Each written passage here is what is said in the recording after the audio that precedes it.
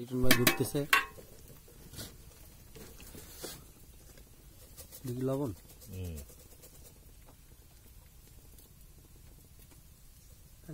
লবণের প্যাকেট নিয়ে আসলেও ভালো হইতো ভাই।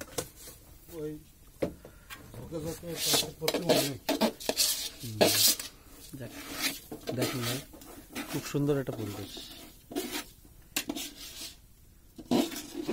এখানে 3টে ঘর,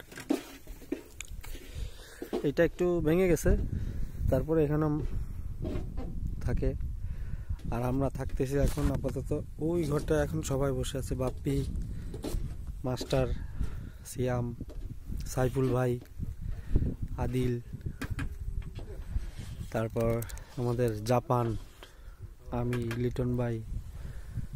আর ঘেরে যারা থাকে, যাদের ঘের তারা আছে।